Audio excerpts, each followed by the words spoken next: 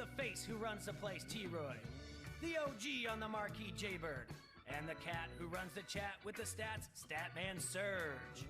We are Don't Hassle Us, We're Local. We're not a Quad City Sports Talk radio show. We're not the Quad City Sports Talk radio show. We are your Quad City Sports Talk radio show. Welcome to the conversation, Quad Cities. But first, the Dawn.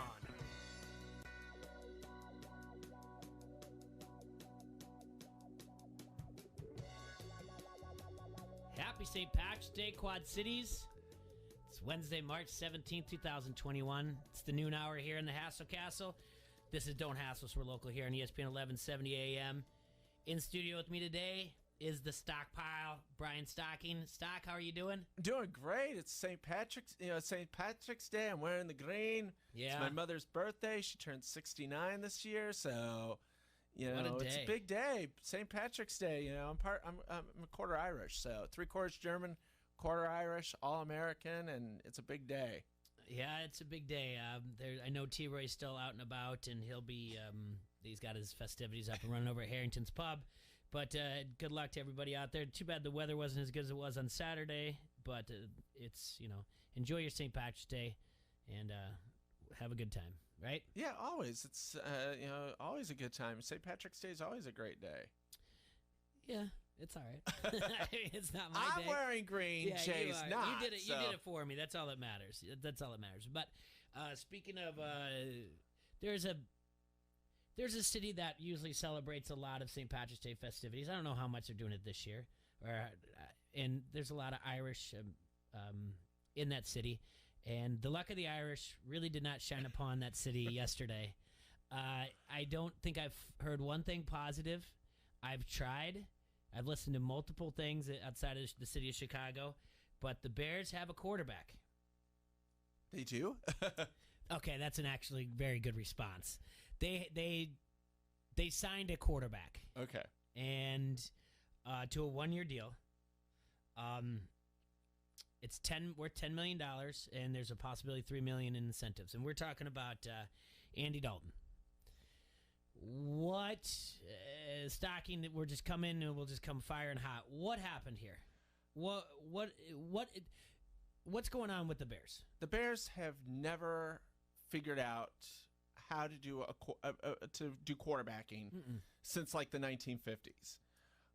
In the late 40s, George Halas had 3 great quarterbacks. He had the immortal Sid Luckman. Yep. He had Johnny Lujack and Bobby Lane. All 3 of those quarterbacks made over $20,000. And Halas figured out, well, I can only play one quarterback at a time, and I don't want to be spending $40,000 on 2 quarterbacks on the bench. Mm-hmm. So what he did was he figured Luckman's going to retire in a couple of years, so I'm going to keep Luckman because Luckman was his all-time favorite. Okay. And then he kept Johnny Lujack to be the heir apparent. Yep. He dealt Bobby Lane to the New York Bulldogs, and then Lane eventually ended up in Detroit. Luckman retired in 1950. Lujack retired after being injured in 1952, and Lane won 3 championships in Detroit. And since the 1950s, the Bears have swung and missed on practically every quarterback possible. They won with Billy Wade. In '82, they drafted McMahon, and everyone thought the punky QB was going to be the quarterback, and he was, but he got injured constantly, and then him and Ditka didn't get along, and finally McMahon got traded to San Diego, and they thought, well, Mike Tomaszak could do it. He couldn't. They drafted Jim Harbaugh, number 1. Him and Ditka had a falling out. Okay. Harbaugh left. And then lately, some of the number 1 picks, Cade McNown. Ugh. And, fast forward to 4 years ago, the Bears have the 3rd pick in the draft. Mm-hmm. What do the Bears do? They stupidly trade up with the 49ers. Yeah. For the 2nd pick. San Francisco was not going to take a quarterback. But the Bears thought that San Francisco was going to trade their pick to somebody, and some team was going to ride in and steal Mitchell Trubisky. So the Bears trade with San Francisco. They trade the cream of their draft. They pick Trubisky. Deshaun Watson goes later in that draft. Patrick Mahomes goes later in that draft. Yeah, I know the story. And the Bears have not recovered. So then at the end of last year, before last year, the Bears are like, we're not going to pick up Trubisky's option. Yep. He's going to be done after this year. So then the Bears get in the playoffs, which probably cost them, draft capital, because instead, if they would have fallen apart, they would have had they could have drafted around where Dallas is drafting in the top, near the top 10. Now they're back in the 20s. They got no draft capital to speak of. Excuse me. They have very few trading pieces, and now they don't have a quarterback because Nick Foles obviously couldn't carry the load. And you look the other quarterback, Tyler Bray, they weren't even sure to use him when they towards the end of the season or in games where they were getting blown out. They didn't trust him. So they've got really an untenable spot. So they go, well, we're going to go after Deshaun Watson, or we're going to trade for Russell Wilson. First of all, with Wilson, the Bears were never going to get Russell Wilson. If you're a Bears fan and you think the Bears had a shot at Russell Wilson, you're crazy. Why? The Seahawks are not dumb. They're not going to trade Russell Wilson in the conference to a team that could knock them out of the playoffs or stop them from getting the playoffs. They're not going to do that. They're not going to limit. You're not going to limit potential buyers to in half. They're not going. No team is going to trade a Russell Wilson type quarterback in their conference with Russell Wilson still having maybe 6-7 years of. He's 32. He's not that old. I mean, he's still got 6-7 years left. Seattle's not going to run their heads into the wall for 6-7 years and see Russell Wilson either A, knock them out of the playoffs single-handedly, or B, get the Bears, have the Bears beat a team or lose to a team that keeps Seattle from the playoffs. If you're gonna trade Russell Wilson, which I don't think Seattle is, they're gonna trade him to a team like either the Jets or Las Vegas, where they don't have to play him they only have to play him once every 4 years. And maybe, if they get to a Super Bowl, that's a bonus. I mean, you're not going to trade him to Chicago where you're going to run into him maybe every year or every other year and have a possibility of him denying you a playoff berth. So, I mean, so Russell Wilson wasn't going to come to Seattle. I wasn't going to leave Seattle for Chicago. Deshaun Watson, I mean, last year with Deshaun Watson, Houston was 4-12. I mean, I'm not sure how much of that's on Deshaun Watson. I mean, he didn't look that great during the regular season. Though. I mean, what do you mean he didn't? He led the league in rushing. Who, Deshaun Watson? I mean, in passing, yeah. Yeah, but they were 4-12. I mean, part of the job of the quarterback is to win the game. I mean, you can have all the stats in the world, but if you don't win, those stats mean nothing. I mean, you have quarterbacks in the NFL like Trent Dilfer. Trent Dilfer has a Super Bowl ring. Yeah. Trent Dilfer's not going to impress anyone as a quarterback except maybe Mel Kiper when he was at Fresno State. But he's got a Super Bowl ring. Why? Because he was on a team that won. He didn't do a lot. He did what was asked of him. That was about it. He did what was asked of him. He did what was asked of him, and he won games. If you're a quarterback, your job is to win, not to lead the league in passing every other year. If you're 4-12, that does the leading the league in passing doesn't mean a whole hill of beans. Everyone talks about Dak Prescott was on a pace to win to set the NFL record for yards passing, and when he got hurt, what was Dallas's record? 1-3. They had lost. Their only win was a gift win over Atlanta. That's very true. Yeah. Which was one of the most unlikeliest wins in NFL history. They had lost all their other games. They were losing to the Giants, who were winless in that game. I mean, they were very close to coming into that game with the Giants being 0-4. I mean, what's all that passing yards do? If you're losing, it doesn't mean much. It puts maybe it makes it look a little better, or go down a little easier, but it's still a loss. All right. So yesterday I had said, like, if you're the Bears and you're a Bears fan, you want them to even if they're lying to you, to make an effort. And obviously there was a report that some say it's true, some say it's not, and we had a caller and Adam talk about it. And that one was a little bit out there. The idea was Sam Darnold went to USC, so Pete Carroll wants him there. Anderson saying on the Harrington's Pub Facebook comment thread that according to Dan Patrick, the offer the Bears proposed was ultimately shot down by Pete Carroll. What I'm asking you is, should Bear fans, like, I know you don't like the consolation prize, because should you feel a little bit better that the front office tried, that they kicked the tires? Yeah, but they didn't pull, but they didn't get the deal done. They didn't get the deal done. You know, so then they signed a guy for $10 million who started 9 games. He played in 11 games. He threw for 2,170 yards, 14 touchdowns, 8 interceptions, had a 64.9% completion percentage. Here's where it gets sad for the Bears and their fans. And this is the real big kick, all right, in the gut. You've got a guy running the team in Ted Phillips, right? You mentioned this list of quarterback blunders. I'm going to give you one more that I heard today. 24 years ago, 1997, the Bears have a draft set up that they're going to take. It's basically the writing. Their blueprint is to take Tony Gonzalez and Jake Plummer. Okay, that's their blueprint. That's what they're going into.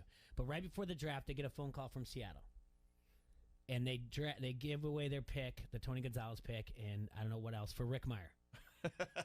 Who, by the way, led the worst offense in the league the previous season. And they gave up that pick. Tony Gonzalez, Jake the Snake, he was enough to excite you a little bit. That was it. We'll say that. But he's a Hall of Famer in Tony Gonzalez. The man who made that trade was Ted Phillips. And he's still in Chicago. He's still in Chicago. Yeah. Like, this is the thing we talk about. It's got to blame the front office. And then when we had Peggy Kaczynski on from NBC Sports in Chicago, she just said, basically just told all the Bear fans, they're not making a change. They're very loyal, and they like Ted Phillips. He knows everything. He knows in and out of the ownership family. He probably has photos. He probably. I mean, he's been their accountant forever, and they like and he likes Pace. And she basically said they're not going anywhere, so deal with it or whatever else, And now you have Andy Dalton, and did he ever do anything for you when he was in Cincinnati? Not really for me. Cincinnati was always the biggest tease in the NFL, because I remember the year that New England lost to Kansas City on Monday night, 41-14, and Brady got pulled, and there was all this stuff about, is Brady gonna, Brady got benched, is Brady and Belichick marriage over, all this stuff. And Belichick goes, "We're on to Cincinnati. We're on to Cincinnati." Yeah. And that next game against Cincinnati was a Sunday night game on NBC. And everyone, this is going to be the game where Belichick and the Patriots get blown out, blah, blah, blah. What happens? It's New England that clobbers Cincinnati. And all of a sudden, everyone forgets that Brady and Belichick were about ready to get divorced. I think they won the Super Bowl that year. And what happens to Cincinnati? They lost. They showed they were not ready for prime time. I can't remember how many times Cincinnati was going to be the team and then not ready for prime time. And, I mean, Dalton was part and parcel of that, he would have great regular season stats, and they had a great receiver. T.J. Houshmandzadeh and Chad Johnson. There was another one. Yeah, but I know the Sanu was on there. TJ. T.J. Houshmandzadeh was on there, and Chad. It's Johnson. The one that's still on there now. Ocho Cinco, whatever. Yeah. The guy from Green. AJ Green. AJ Green, Georgia. Yep. And it was going to be Dalton and Green. We're going to take Cincinnati to the promised land, and they never did. And I mean, Dalton last year was a quarterback, pretty much looking for work. Dallas signed him as a backup for $3 million. $3 million, that's what I thought. And which was a bargain because of what happened with Prescott getting hurt and that. And I mean, Dallas. I mean, he was serviceable. Around, you might see 50 to 75%. And if the Bears start off slow, and they're 0-3 or 1 and 3. It's hard to get fans back in the seat after a year of not being there. Yeah, and they come to Soldier Field and Dalton throws 2 or 3 picks. They are going to be. I mean, they'll be rioting practically. Absolutely. We've got a lot more to talk about. In the second hour, I want to keep looking at this because I want to do Would You Rather. We're going to compare quarterbacks, who you'd rather have over Andy Dalton. And the same thing of what fan base would you rather be? Would you rather be the Bears right now or another one? So we're going to play Would You Rather with you, Stocking, in the second half. Okay. But we're going to take a break because I wanted to get through your March Madness picks and take a look at it. And then at the top of the second hour, the very beginning of the second hour, we're going to have a guest in, Davenport Central State Champion bowler Brady Krager. So we're going to get to that. But we do have to take a quick break here at Don't Hassle Us or Local here on ESPN 1170. Locally owned and operated in the Quad Cities since 1934, Tri-City has been your source for restaurant equipment value. Very competitive prices and full service. Your restaurant equipment choices include kitchen cookware, cooking equipment, refrigeration, kitchen utensils, tableware, china, glassware, and flatware. All restaurant equipment and kitchen sales are guaranteed, including 30 days labor and 90-day parts. So just think ahead now. If you're looking to maybe cater an event outdoors, like, I don't know, a graduation party or something, go ahead and check out the equipment at Tri-City, because then you don't have to go to like a big box store and buy like 12 martini glasses or whatever else. You can just pick as many kinds you want. But you can do that when you check out their 2,400 square foot showroom with over 1,600 items in stock. And reminder, Tri-City does deliver Quad City residents, and they will match any online price. Go ahead and give them a call at 563-322-5382, or check out their showroom yourself at 527 West 4th Street. And make sure to go to their website as well, tricityequipment.com. We'll be right back. Don't hassle us for local. We get to hear Stockings picks for March Madness. We're one night's sleep away from the tournament. From the tournament and maybe normalcy. And I guess play-in it could be 2 nights depending on how picky you are about it. But it's closer than it has been. And think about this. A year ago right now, everything's shut down as far as bar and restaurants because they shut us down at noon. So we'll be right back. Don't hassle us local. I've been earning and burning, snapping necks and cashing. You like that? You like that?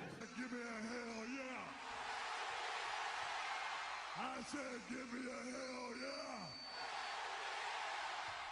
This is Len Casper, the voice of the Chicago White Sox. You're listening to Don't Hassle Us, We're Local on ESPN 1170. For 2021, Tyson's has awarded over $350,000 through our More for Your Community grant program, helping support 223 organizations. At Tyson's, we take pride in our associates and the communities we serve.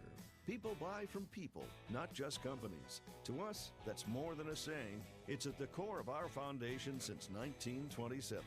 Tyson's, home, farm, auto. Come on into Tyson's, more for you. It's a 5-day St. Patrick's Day blowout at the Circle Top in Davenport, March 13th through the 17th. Enjoy daily drink specials over $400 per day in daily prizes and their famous corned beef and cabbage all 5 days. Saturday, get $6 pitchers. Sunday is $2 Bud family cans. Monday is $1 domestic drafts. Tuesday is ladies' night with $2 Bud family cans. And Wednesday is $1 drafts all day long. It's a 5-day St. Patrick's Day blowout at the Circle Top in Davenport, West Locust Street, Davenport. Oh, man, here we go again.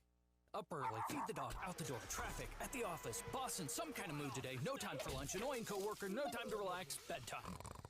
Then we gotta do it all again? No way. Because the best way to break up the mundane every day is to play at Wild Rose Casino and Resort. Slots, tables, sports, and a whole lot of perks when you join and play with your Club Wild card. So, let's play. Wild Rose Casino and Resort, Clinton. Get your maximum refund and your taxes prepared for half the price with AmeriFile. I'm Christy, a single mom from Bettendorf. I got tired of paying $250 at H&R Block, so I went to AmeriFile. As advertised, they did my taxes for far less than half the price. AmeriFile Tax Centers has the best tax prep deal in town. Taxes prepared for half the price of the other guys. And you get free Rudy's Tacos, free Whitey's, free Chick-fil-A, or fresh blend smoothies. Go to AmeriFile.com or call AmeriFile to schedule your tax appointment today and save. We always use drive-through windows for fast food and banking. Now the Quad Cities has drive-through taxes with AmeriFile.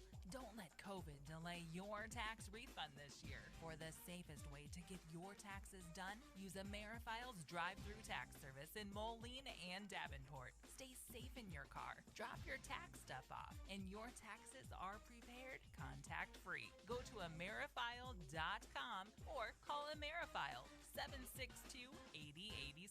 If you own a small business, you know how hard it can be to find new customers. Now, Town Square has new tools that can help your business stand out and grow today. Go to GetLocalCustomersNow.com for a free local market competitive analysis that will show you what other businesses in town are doing to find new customers and how you can do it too with Town Square. Plus, be one of the first business owners to sign up with Town Square and receive $500 in free advertising on this radio station. Start growing your business today. Visit GetLocalCustomersNow.com. That's GetLocalCustomersNow.com. I'm Steve Weisman with NFL Network Now on the Westwood One Radio Network. The Bears landed a new quarterback. No, it's not Russell Wilson, but Andy Dalton. Chicago agreed to a one-year, $10 million deal with the former Bengal and Cowboy. NFL Network Stacey Dales reports the Bears aggressively pursued a trade for Wilson, but Seattle said the quarterback was not available. Two other quarterbacks also on the move. The Texans landed Tyrod Taylor, and Miami agreed to a one-year deal with former Colt Jacoby Brissett. For the second straight day, the Patriots made a big splash in free agency, agreeing to a 3-year, $37 million deal with former Chargers tight end Hunter Henry. A couple corners getting paid as well. William Jackson is getting $42 million over 3 years from Washington, while it's a 3-year, $40 million deal for Shaq Griffin in Jacksonville. And Giants D-lineman Leonard Williams agreed to a massive 3-year, $63 million extension. This has been NFL Network Now on the Westwood One Radio Network.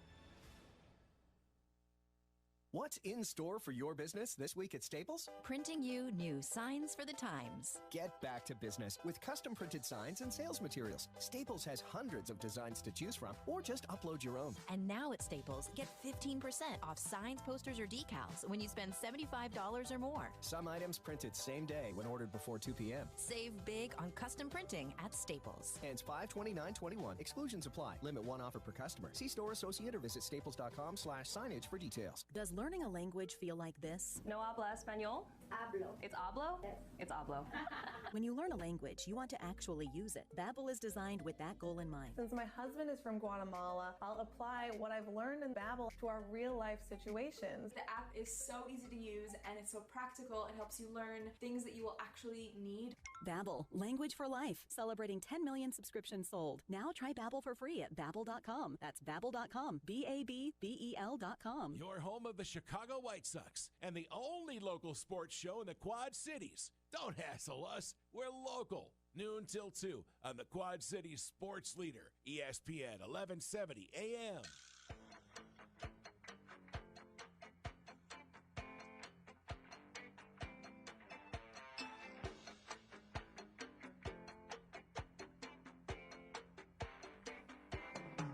All right, we're back here in the Hassle Castle, brought to you by Don't Hassle Us, We're Local. And I've got some questions for you. We're going to get into March Madness. I want to hear Stockings picks because it's always fun. But before we get there, and this was on the thread, the Harrington's Pub comment thread, we got to know, what do you think about the Iowa State basketball situation? I never call for a coach to be fired because there's other people. Yes, Prohm's getting a $5 million buyout, but the assistant coaches. They've got family. They're not getting a $5 million buyout. They've got families. They got kids to feed. They're looking for a job. The wife is probably running around doing all the stuff. Doing all the stuff that trying to be two parents in one, while her husband's out looking for another coaching job, and then they're gonna have to move to a different city, and they're gonna have to uproot the kids. So I don't call for coaches to be fired. Fair. But when you look at what has happened at Iowa State, it had to happen. Prohm was the Cyclones were 2-22 this year. Oh, in the Big 12. They ran the table in reverse in the Big 12. Mm-hmm. They They suffered the second worst loss in school history on the road at Mississippi State. They suffered one of the worst losses in the history of the series to Kansas at KU. I mean, and you could say, all right, well, COVID or it's a one-year thing. Yeah, but the year before, Iowa State was not winning. They were losing. In fact, their season ended before COVID ended everyone else's season, because the night before everything got shut down, Iowa State was playing the first round of the Big 12 tournament and got beat by, I believe, Oklahoma State. So when you look at Prohm was 5-13 last year in the Big 12. So 5-31 the last 2 years in the Big 12, 14-42 overall, 2-22 this year. I mean, at some point you got to cut your losses and say, it's not working. 6 years he was there, 3 times they didn't even make the tournament. I mean, and Iowa State, that's not acceptable. I mean, even though we're now a football school, because, as I like to tell everyone, because we've actually done something in football. Sure. Basketball is still a very important component of Iowa State, and going 3-6 isn't, going 3 for 3 in making the tournament's not acceptable at Iowa State, especially when you're not winning and not drawing. And it'd be a hard sell next year when fans can come in mostly. It's going to be a hard sell trying to get people in. Hey, this team went 2-22 last year. There's nobody that these parent people know, if they don't have a program, come and watch them. You can build it by transfer. So who's the next coach? I have a feeling that it's going to be TJ Otzelberger who's at UNLV. Okay. He, according to what I've read this morning, KCCI said Las Vegas stations have pretty much said that Otzelberger is going to be going. Okay. It's not official yet.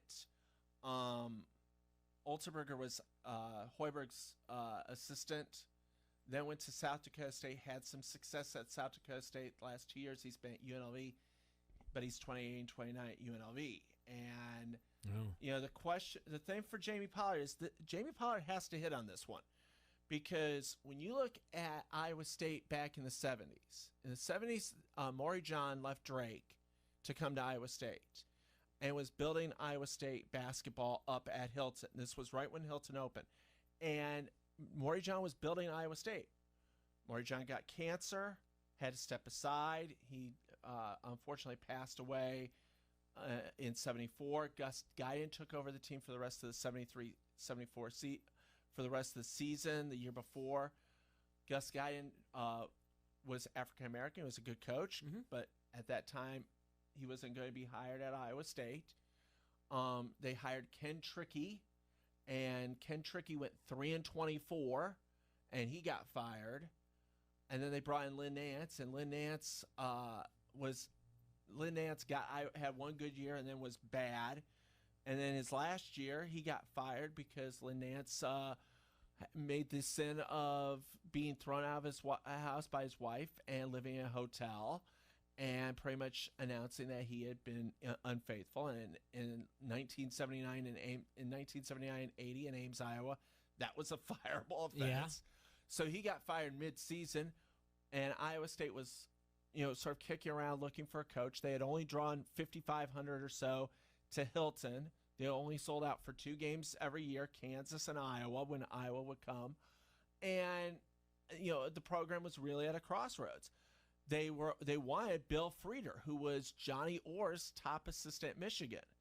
And when they called Johnny Orr, when Orr found out that Iowa State was going to pay more than Orr was making at Michigan, and he had been at Michigan for over a decade, Johnny Orr's like, I could do this job. I'll put me on the. And Iowa State's like, they thought he was joking. He's like, no, I'm dead serious. If you're paying that type of cash, I want it. Yeah. And he came to Iowa State, and Hilton Magic and all the things that Johnny Orr built the program and revived it, and then Tim Floyd took it, and then Larry Eustace, everyone's drinking buddy, I love Eustace. Got involved, and then it down cycle, and then Fred Hoiberg came back and sort of revived things, and now it's down again. But this is a hire that Jamie Pollard has to be right on. If he's wrong, and he has to go look for a coach in another 3-4 years, Iowa State's going to be back to where they were pre-Johnny Orr. And there's not Johnny Orr's on every corner. Isn't he used to doing that with the football program, getting a coach every 3 or 4 years? Yeah. We're lucky we got Matt Campbell. I mean. Yeah. All right. So there is no mayor coming back. I don't think so. Okay. I mean, obviously Pollard's going to probably make a phone call. And, if Hoiberg comes back, Hoiberg's got twin boys that are said to be the best high school players in the state of Nebraska. I mean, you could have like a Fran McCafferty situation where, the boys are playing. Yeah, I'd make a hard sell and see what that buyout is. Yeah, I mean, I would love to. I mean, Hoiberg, if he comes back, I mean, the boosters want Hoiberg, but the boosters are Hoiberg's age. I mean, they saw Hoiberg play at Iowa State. He was 2 years ahead of me at Iowa State. I remember the mayor winning games against Kansas and Iowa at the Hilton. If Hoiberg doesn't come back, I've heard John Beeline maybe, but John Beeline's 69 years old. I don't know if he wants a deep rebuild. Interesting call. I would look at Thad Matta or Dane Fife. I'm not sold on Olzenberger. I don't know if would be the one. I think it's too new to just automatically have your hire already. That's just my opinion. Yeah, and also here's the other thing. Pollard is on the NCAA selection committee. Mm-hmm. I mean, you got a situation where you can have a team, get hot, and maybe that would be the coach to go after. You look at there's Colgate. Colgate could make a run. UC Santa Barbara is one of the hottest teams in the nation.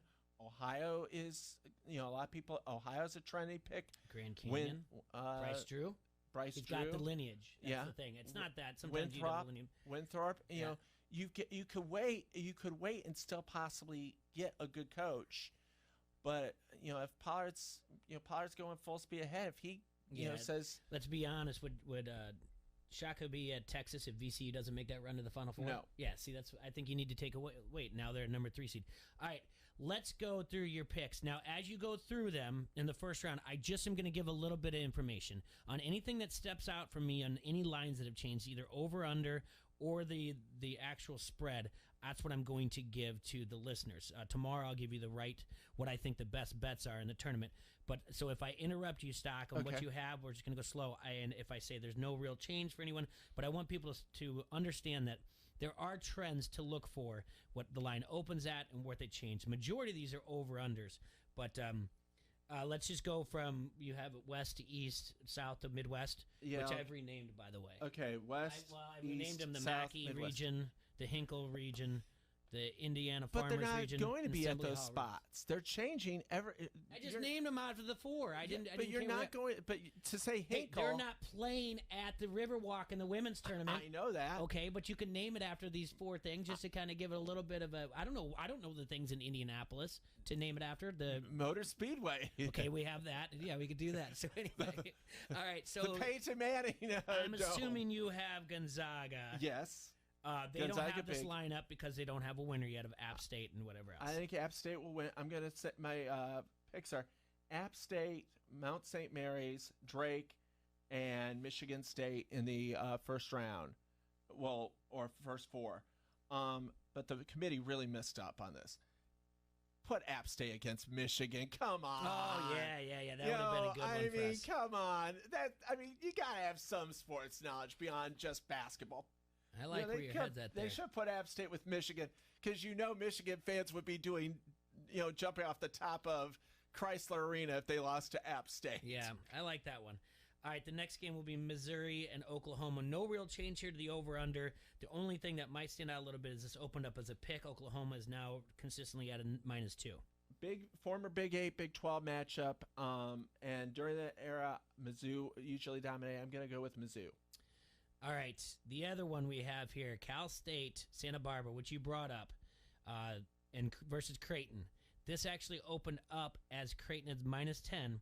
It has moved to -7, meaning a big jump that the Sharps are on Cal State, Santa Barbara. I like Cal State, Santa Barbara to win. I think there's still some issues with McDermott and those comments they made in the locker room. I think there's some dissension there. And against Georgetown, they only scored 48 points, and they got absolutely destroyed in that game. And Georgetown's a 500 team, and you get blown out in the conference championship game by Georgetown. I think there's issues at Creighton. Okay, the next one is going to be Virginia at Ohio. Another hot team that opened up at -10, some places -10.5, has now moved to as low as -7. Ohio versus Virginia. Ohio is very hot. I saw them play in the MAC final. Virginia, they're not even leaving for Indianapolis until tomorrow, until Friday. Yep, Friday. They're going to practice Thursday, leave Friday, play Saturday. Tony Bennett's teams always struggle in the first round, and with very little practice and all the stuff with COVID, I think this is a classic setup where you're going to have a lower seed in Ohio, shock Virginia once again, because even the year Virginia won the title, they're the defending champion. But in that first round, they played Gardner-Webb. They were down double digits in the first half to Gardner-Webb. And I remember I was subbing that day at North, and some of the kids are like going, Virginia is down double digits. I'm like going, you got to be kidding me. Again, 2 years in a row? Because remember, they lost to Maryland, Baltimore County. That's right. I just think that Virginia is a slow starting team of the tournament.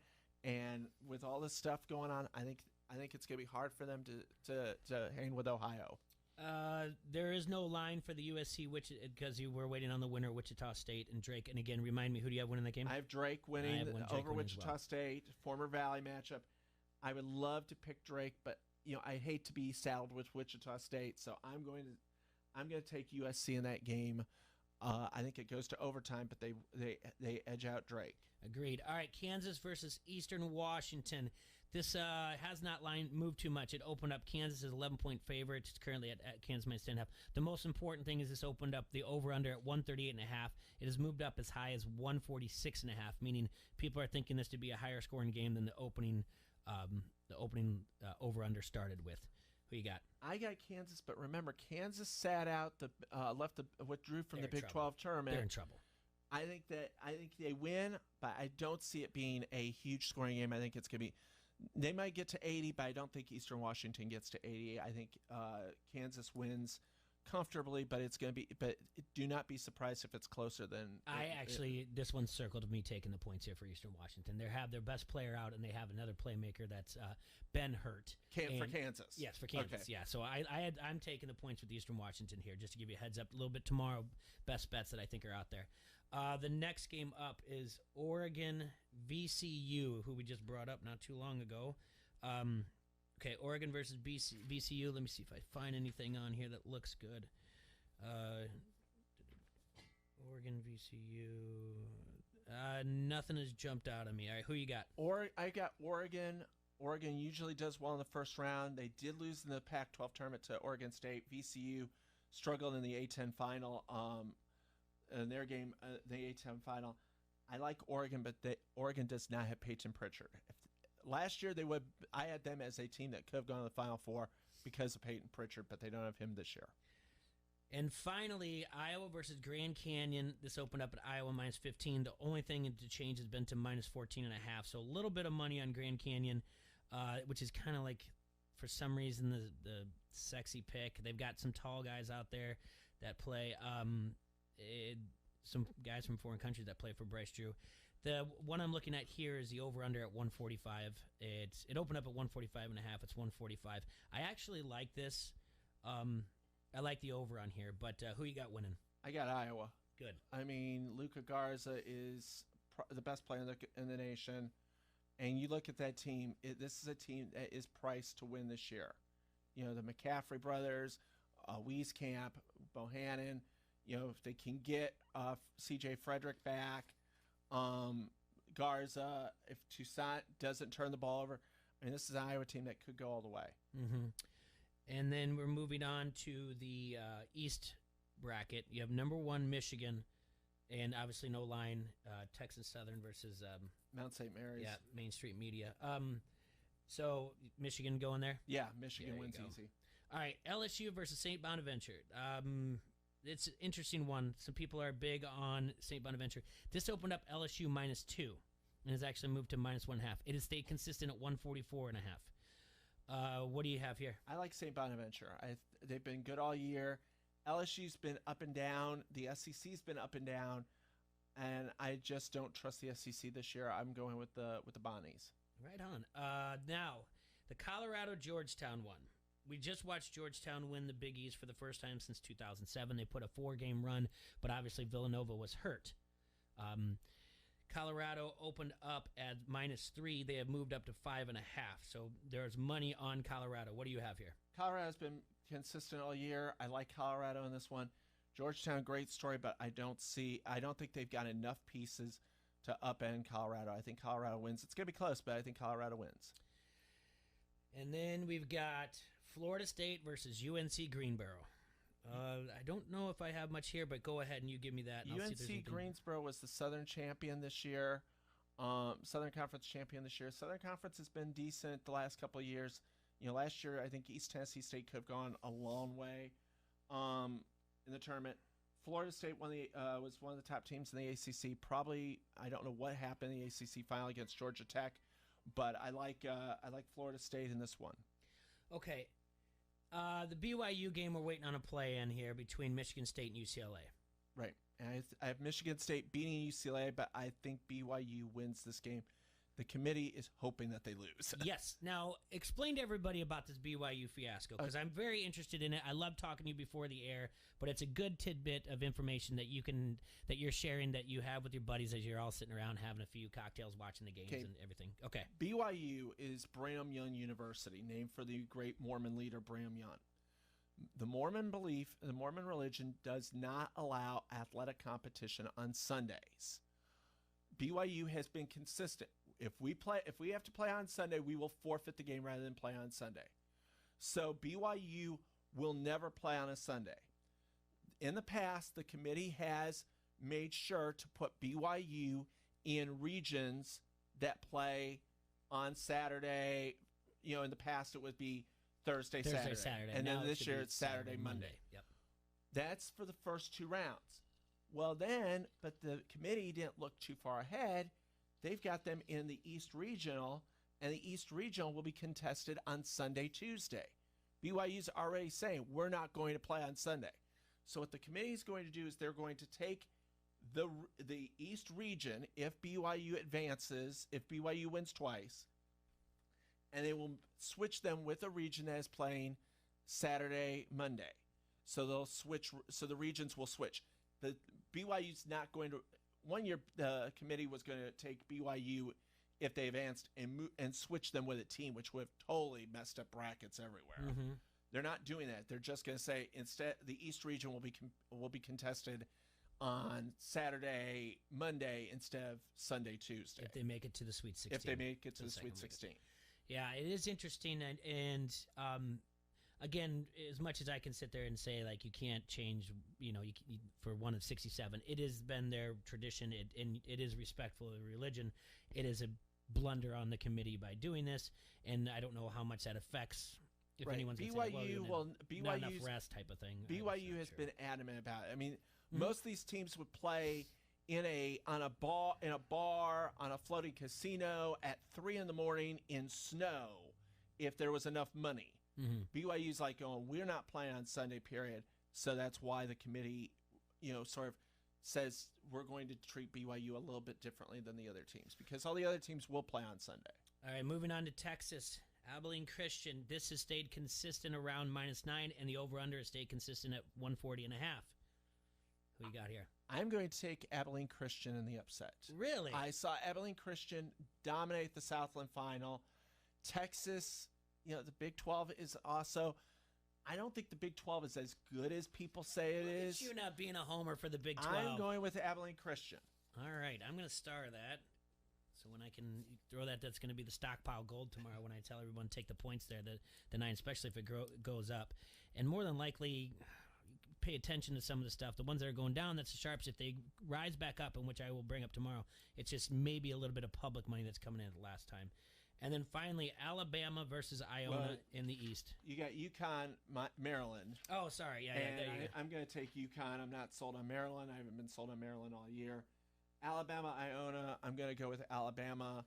I think Nate Oates is a tremendous coach, and also Rick Pitino is no longer my cup of tea. I mean, no. some of the things that he did at Louisville with especially dealing with How about morality. just his resume in Yeah. general? I mean, going back to Maryland, Connecticut, the only thing to note there, the over-under open at 134.5. It has dropped as low as 130 in some books, at 130.5, so that's a 4-point swing. In Iona, Alabama, the over-under at 141 has moved up to as high as 148.5. So you might want to see if you can get that a little bit higher and then take the under there, Iona. These are the things you have to do. You have to play the numbers because you got to get there before there's a buyback. All right. I'm trying to figure out exactly what to do, how far we can get before we have to take a break. I know we have to do it within the next 8 minutes. I can get through the South and Midwest. Baylor, Hartford. Baylor's the number 1 seed. I think they're going to struggle, but they'll edge out Hartford. North Carolina, Wisconsin. Wisconsin's been mediocre all year. I like Carolina. Right. And nothing's changed in Baylor, Hartford at all. The North Carolina-Wisconsin game.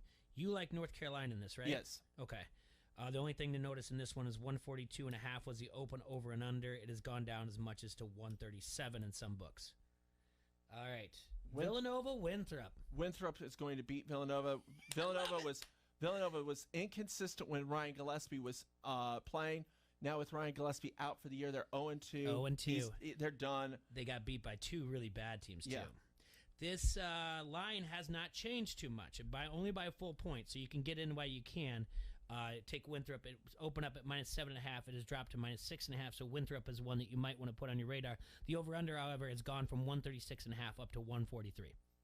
Right. So Winthrop, we both like Winthrop in that game.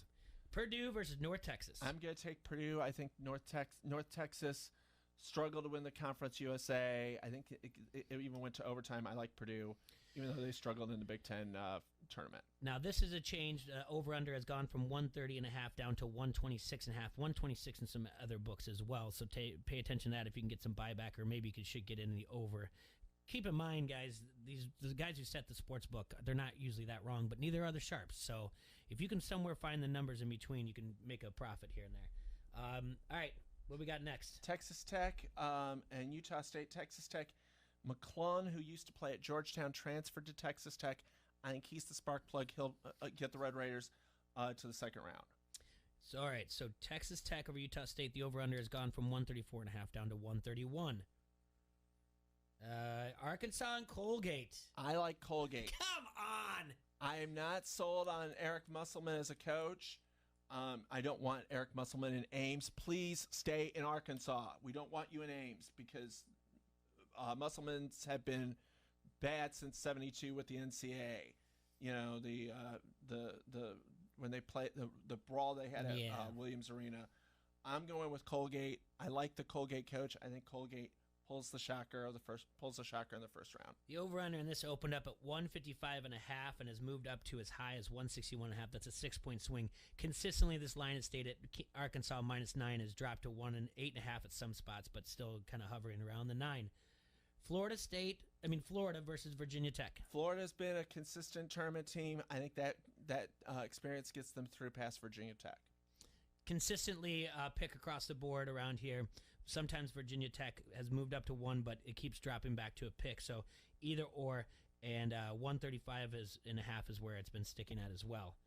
And then Ohio State versus Oral Roberts. Well, in 1987, Oral Roberts told his supporters give him $8 million or God was going to call him home in March. Mm-hmm. I don't think that I think that they'll be calling Oral Roberts home after the first round. I think Ohio State wins by. It will be close, but I think Ohio State wins. Well, the line is -17. It's only moved to like -16.5. So if you think it's going to be close, the thing about this is I think I'm going to eye the over-under on this. It's moved from 152.5 to 157.5 and up to 158 in some books.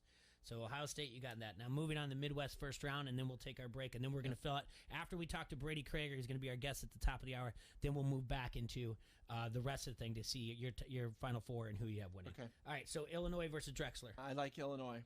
I mean, Illinois looked as strong as I've seen them in a long time. Mm-hmm. I mean, this team is the best team since the 2004-2005 team. Agreed. And I mean, they might even surpass the Flying Illini of '89. Wow. I like them as well. Not too much has changed. Maybe about a 2-point swing, but I think it'll come down. Minus 21 is where they open up at. I'm looking at minus 23, minus 22.5 right now. Loyola Chicago versus Georgia Tech. This is the big one that I can't figure out. Sister Jean's going to be in attendance. Is it for real? Yes. The quote was she had a alum calling her. They're finding ways to sneak her in. Sister Jean will be there. They won't let her on the floor or talk to the players, but Sister Jean will be in the house. Sister Jean and Loyola beat Georgia Tech. Yep. So this was her quote about the thing. One alum wrote and told me that her husband was willing to drive me down. Another person told me she was going to sneak me out of the university. And another couple said they would like to kidnap me and Loyola would have to search for me. So you like Loyola Chicago in yes. this? All right. I might make a change. I had Georgia Tech at first, but I think I'm going to change it to Loyola Chicago. I like the passion there. Let's see. I have that here, and I think I know I had it. I believe Loyola Chicago has actually been the one that's been favored in this. It was right in front of me, so I apologize. It's because we had a good thing running there, but I loved hearing about Sister Jean. Yeah, this opened up as a pick. Loyola Chicago has been hammered up to a 3.5. All right, moving on. Tennessee versus Oregon State. I like Oregon State. I think that they played real well in the Pac-12. Tennessee all year, up and down. If you think Tennessee's going to win, they're going to lose. If you think they're going to lose, they're going to win. I mean, Tennessee's all over the place. I like Oregon State. Wayne Tinkle is the coach. Tinkle at Hinkle. Yeah, the crazy thing about this is this opened up at 139.5 and is actually down all the way to 129.5. Not much has changed in the over. Tennessee's still favored, flirting anywhere between -8 and -7.5. Okay, here's another one for you. Oklahoma State and Liberty. I like Liberty in this one. Cade Cunningham gets all the ink and all the notoriety. But Cade Cunningham has been a notoriously slow starter the last couple of games. Against Texas, he had like 4 points in the first half before waking up in the second half. You can't do that in the tournament. I think Liberty upsets Oklahoma State, and that will stun most of the nation. This has gone, not much has changed as far as the spread. It's still right around -8, but the over-under has gone from 146.5 all the way down to 140. And by the way, I'm with you with Liberty. Syracuse versus San Diego State. Syracuse shouldn't even be in the tournament. I would have moved Drake. I would have put Drake in this spot. I would have put Belmont in the first round, in the first four. Syracuse hasn't done anything all year. I like San Diego State. They won the Mountain West, and they won the Mountain West tournament. Every year, you got to be reminded of the zone defense. The zone defense. Jim Boeheim is not the Jim Boeheim of now. Is not the same Jim Boeheim when they were, when they had, McNamara and Carmelo Anthony. Yeah, okay. Or even Billy Owens and Derek Coleman from further years, and Ronnie Cycli. All right, I'm with you. And then West Virginia, Morehead State. I like West Virginia. Morehead State, great story out of the Ohio Valley. The Ohio Valley got screwed. They should have got 2 teams. They had 3 teams this year that won 20 games. They were of the first 8 teams that won 20 games. 3 of them were Ohio Valley teams, but West Virginia's got too much firepower. Bob Huggins, this maybe his final best chance to make to win it all. And the Sharps are agreeing with you. This has gone from 10.5 all the way up to 13.5. So the Sharps are with you on that. Clemson, Rutgers. I like Rutgers. Clemson's been struggling all year. Rutgers has struggled, but I think Rutgers is a little bit better than Clemson. This is a game that there has not been much movement at all, except for Rutgers to get up there, moving somewhere about just a point from a pick'em, and the over/under has stayed consistent as well. And finally, Houston and Cleveland State. This is my big upset. I think Cleveland State upsets Houston in the first round. Jeez, that's a shocker. I think Cleveland State. They're in the horizon. I think if you're going to have a 2-15. I think Cleveland State could be that 15 team that beats the 2, if that's one of the upsets that you're. I think if all the 2-15s, the best chance for an upset is Cleveland State, and I think Cleveland State gets Houston. Folks, take the plus 20.5 and run with that. Stockpile said so. We're going to be right back. We're going to have a guest. We have Brady Krager, and state champion from Davenport Central, and then after that, we're going to fill out the rest of the brackets with Stockpile. We're streaking. We're going up through the quad to the gymnasium. There's more coming. Frank. Get in the car. Everybody's doing it. You like that? You like that? Give me a hell yeah. I said give me a hell yeah. This is Rachel Alger with St. Ambrose University, and you are listening to Don't Hassle Us, We're Local. From the gridiron to the 9-iron, experience the thrill of the game anywhere in Iowa with Elite Sportsbook. You can now sign up for Elite Sportsbook on your phone anywhere in Iowa and receive your first bet risk-free, up to $500. Just visit EliteSportsbook.com to create an account, and your first bet is on us, up to $500. It's time to play your game with Elite Sportsbook. For a limited time only, valid only in Iowa. Must be 21. Visit EliteSportsbook.com for terms and conditions. Gambling a problem? Call 1-800-BETS-OFF. Have you wanted to speak a new language, but thought it would be too difficult? Then try Babbel. Babbel starts by teaching you words and phrases that gradually get more complex. Soon, you're practicing short conversations. So in 15 minutes a day, you'll be speaking a new language in a few weeks. Babbel is built around real life. It teaches you practical conversations that you will actually use. Babbel, language for life. Celebrating 10 million subscriptions sold. Now try Babbel for free. Just go to Babbel.com today. That's BABBEL.com. Okay. Indeed knows unexpected demand can stretch your business thin. Leon speaking. Like at Leon's Plumbing. Sorry, quickest we can get there is next Friday. To stay out of hot water, he needs to get started hiring right away. I need Indeed. Indeed you do. And the moment you sponsor a job on Indeed, you get a short list of quality candidates from our resume database. Visit Indeed.com/credit and get a $75 credit for your first sponsored job post. Terms and conditions apply. Ace Muffler Clinic has been serving the Quad Cities area for over 60 years. There's a reason why our customers continue to trust us with their vehicles. We can fix almost anything. We can fix your muffler, tune your brakes, change your oil, change your tires, replace your battery, customize your exhaust, tune your engine, repair your suspension, replace your radiator and your water pump. Align your automobile, refill your transmission fluid, and change your filters. And we believe in doing all those things right the first time.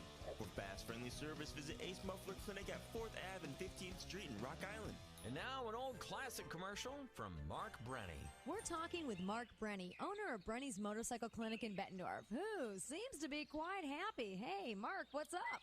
I'm in love. Spring is in the air, the birds are singing, my heart is filled with joy, and all is fine with the universe. Oh, so what's her name? Her name is Eliminator.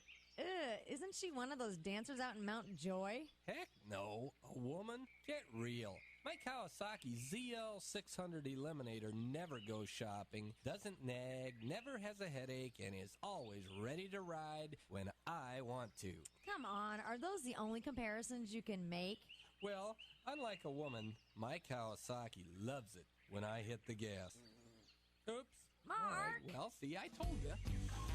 Find your new love in a Kawasaki motorcycle at Brenny's Motorcycle Clinic at 4426 State Street, Bettendorf, across from the Alcoa Gas Company. Almost.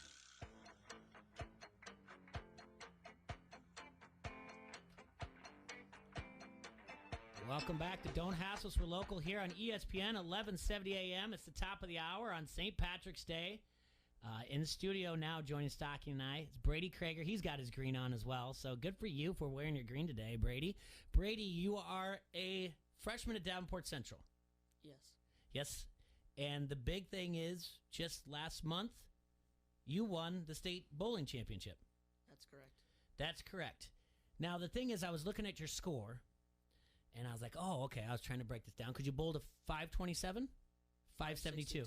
5 what? 562. 562. See, he knows what's going on. I couldn't do that I in was five. testing him. I could hit 562 in 5 games Well, or I 6. was thinking about it, and I was like, wait, can I do that? Can I bowl like that? But then it was 2 games. Yep. It's not 3 games, right? Mm-mm.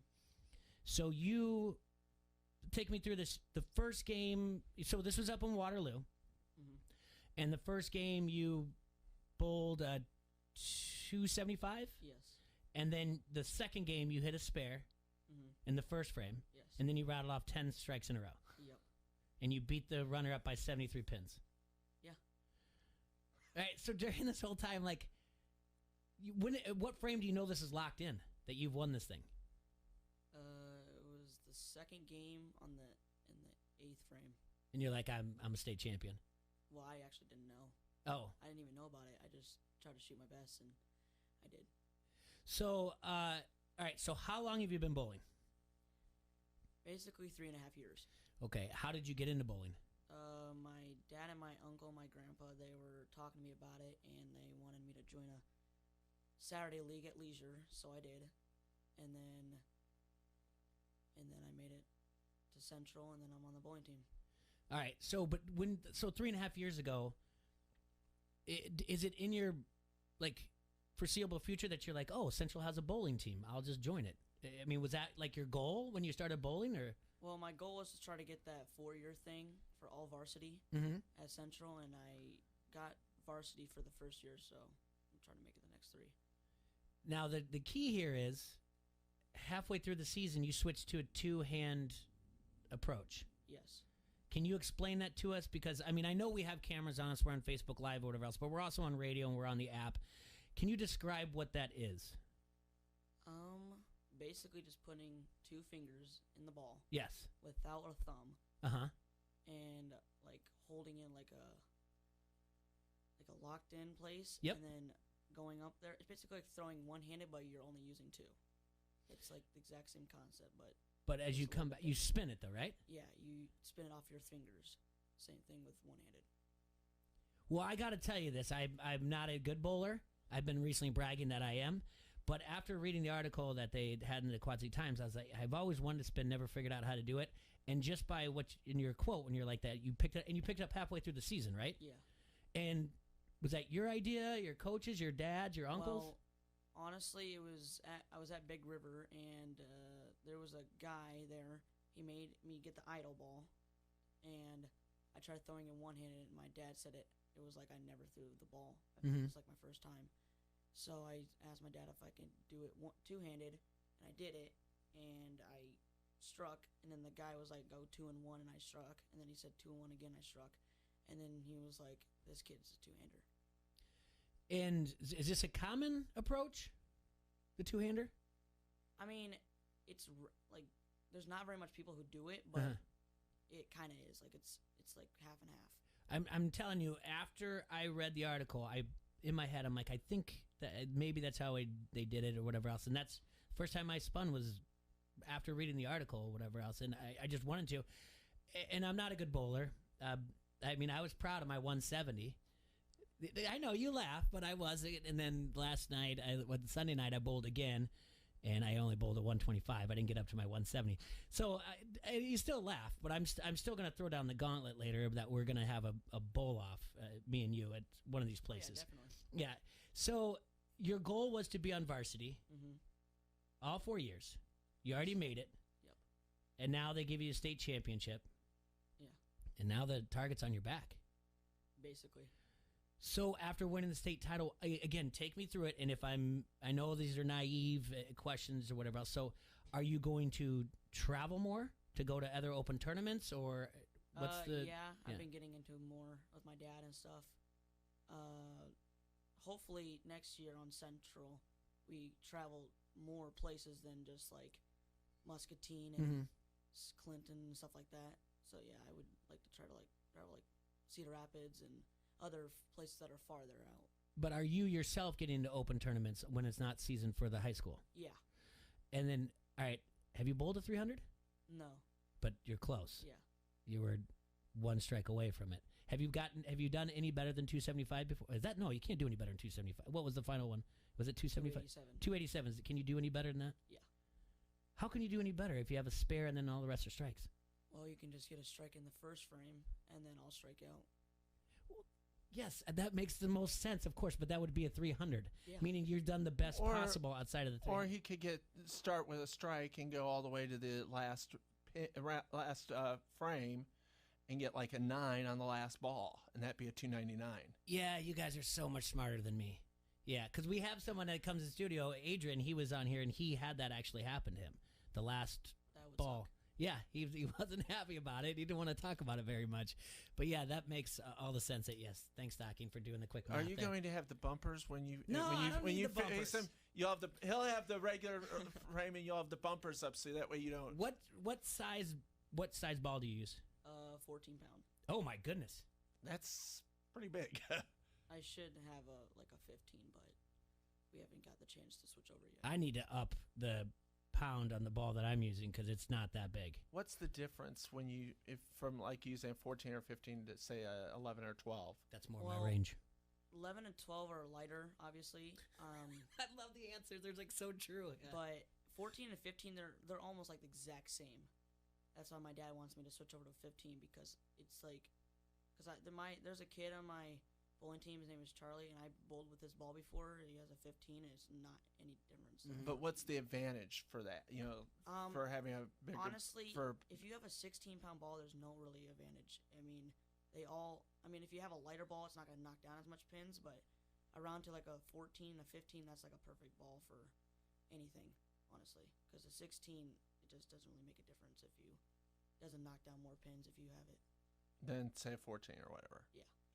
I'm assuming you have your own ball. Yes. Do you use more than one ball? Yes. Okay, so you go to state tournament. How many are you walking in with? 3. 3 balls. Yes. And do you name them? No. Oh. Do some players? So yeah, do some bowlers? Yeah. Are they like cool names or are they just like Eddie? No, they're pretty I'm not cool. saying Eddie's not a cool name. I'm just like, yeah. Huh? Yeah, they're pretty cool names. But why you just don't? I just never felt the need to name my ball. Just. It's already got a cool name anyways. What? Idol. Huh? Idol. Idol? Idol Synergy. Yeah. Those are just cool names. And all 3 of them are Idol Synergies? Well, I have an Idol. I just got a new Idol Synergy right now, and Idol, the ball I use for state champ. Yeah. You should name it state champ. And then I have That's what I would call white it. spare ball. And a what? Spare ball. So if there's a spare out there, or is that a company? I'm again naive questions. All right. It's like I know like when you again something I don't know about like disc golf, but they have different discs for golf. Like, if you need a spare, do you use that one? Well, mainly all the spares that on the right side for me, I always use the spare ball. Mhm. But anything on like the middle or like the left side, I always use like my strike ball. Okay. And then how did you get into figuring out the psychology of bowling? My dad. Yeah, he just And they talk you through it. Like, here's what you want to do. Here's how you want to approach it. And how you get better. And then, what do you think the key is? Do you think it's muscle memory or Pick up your spares. pick up your spares, That's exactly what it is. or just knock them all down? Yeah. Gosh, One or that the sounds so fun. If you don't pick up all your spares, there's no way you're gonna shoot good. Yeah. Unless you just get all strikes. So if we bowl the first time through, it's competitive, all right? Maybe you win, maybe I win. We'll see about that. If you win the second time we bowl, will you tell me what I'm doing wrong? Yes. You will? Yeah. All right. That sounds exciting because I probably don't know what I'm doing or anything like that. And I'm pretty sure you'd win. But I'm looking forward to doing this. And so you have an opportunity to be a 4-time state champ. Yeah. Are you looking to pursue this further after high school? Yes. Have you gotten any interest from anybody? No. No. Do you know how this usually works? Like, obviously you can reach out to other programs. Have you even thought about how's that? I mean, obviously you look to pursue it, but like, have you like researched like this has got a good program in the future? No, not really. You're really laid back. You're just gonna you didn't even know you had it locked up in the 8th frame. You're like, yeah, state championship. I didn't even know about it till my coach told me that I broke the state record. And I didn't know what it meant at all. How does the state tournament work? Like, was it a tournament like you started and do they seed you and work towards the middle, or? It was the qualifying. Mhm. Like you go and there's like a 3A, 2A, and 1A. The 3A is the biggest school. And then, Yep. And then we were in the 3A, and my team got first for that, and then we went to state, and then we got third. Yes. So does the whole team get to participate then? But what I'm asking is, like, for wrestling, there's a bracket, and they'll be like, and kind of like the NCAA tournament, they'll seed you. They'll give who the number one, who they think the best going into it is compared to the other. No, they don't do that. So how did you get to the final? You just had the best score compared to everybody?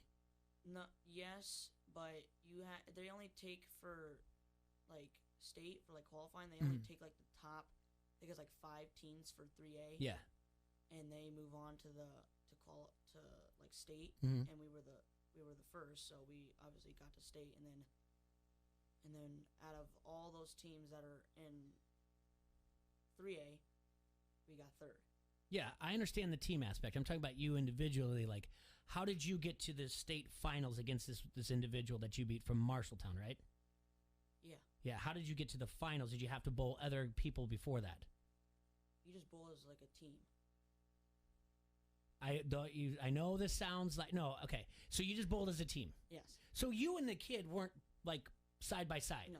We had our That's own what lane. I'm asking. Like, We had when our you own and lane. I meet up, see, this might be a little different for you, though. You don't understand the pressure that I'm going to bring when we're bowling. You didn't have the kid from Marshalltown, you two back and forth.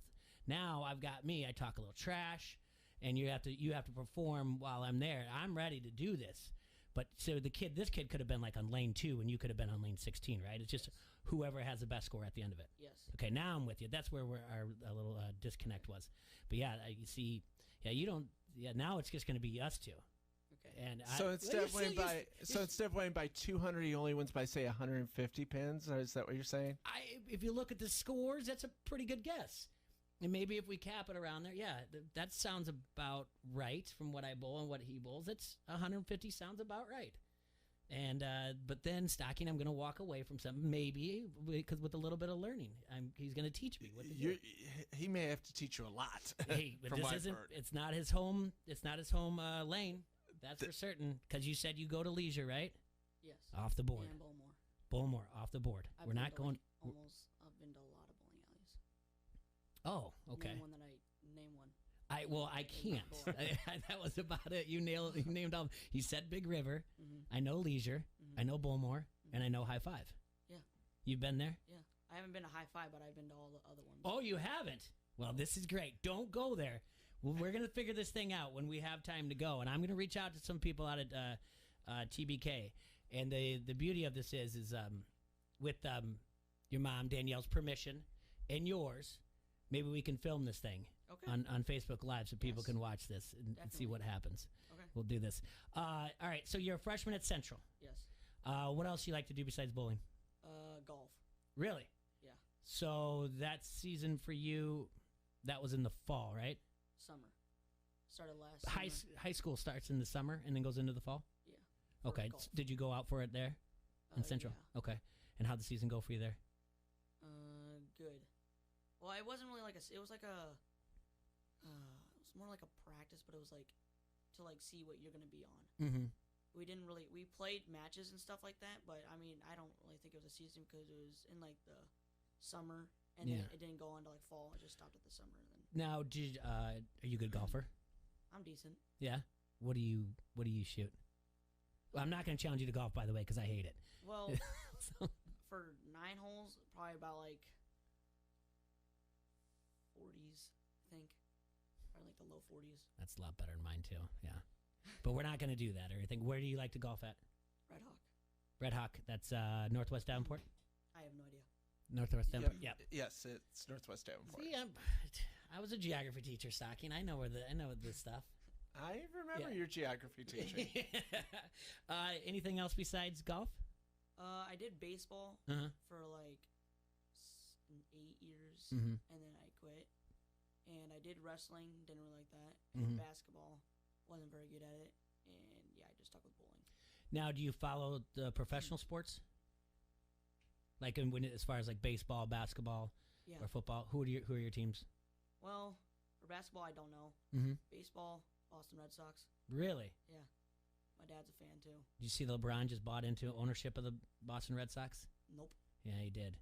This childhood Yankee fan is now like a 1% owner of the Red Sox or whatever else, part of some group. So the Red Sox, okay. It had some good years. You came in at the right time for a while. There was a good stretch. Now they're struggling a little bit right now. Yeah. Fire sale. They just got rid of Mookie Betts, the year before last. And football? Favorite team? Yeah. Seattle Seahawks. So you've got the East Coast in baseball, the West Coast in football, and then I'm assuming when it comes to college football, it's just Iowa? Yeah. Oh, look at that. I thought it was going to be like, nah. Well, it's North Dakota State. It's either between Iowa or Nebraska. Oh, boy. Because my dad was born in Nebraska, so Okay. he likes that, but Iowa's more like for me. Yeah. That's a tough one. Yeah. Yeah, that's a little bit of rivalry there. choose. Huh? Hard to choose. It is hard to choose. So this is awesome. You're very humble. I can't imagine what that's like for a coach to be like, you won state, and you're just like, okay.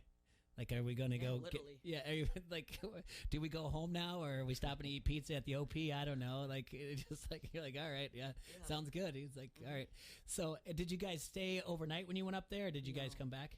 We went at like 8 o'clock in the morning, and then we went there. We got breakfast, and then we went to the bowling alley, and after that, we ate dinner.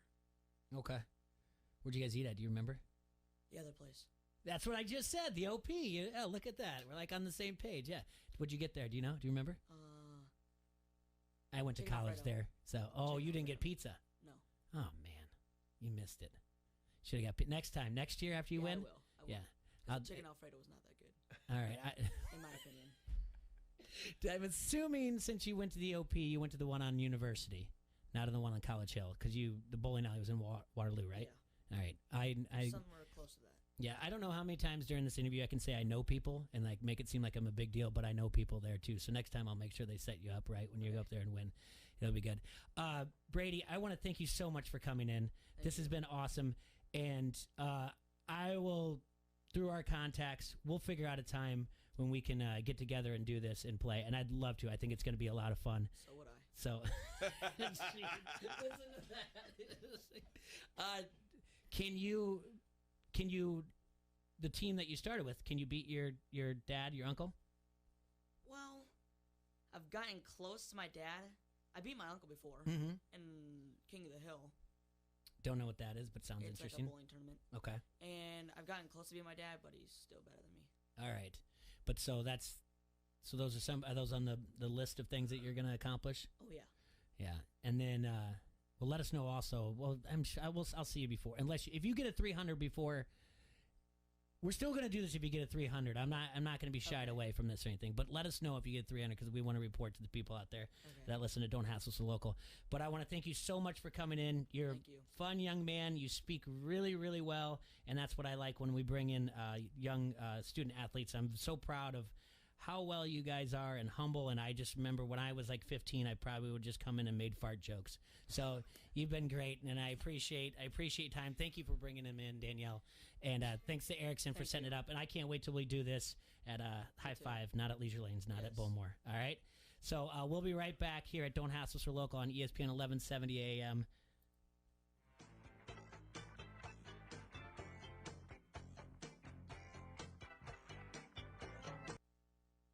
Says he's gonna make your Rudy Poo candy ass famous.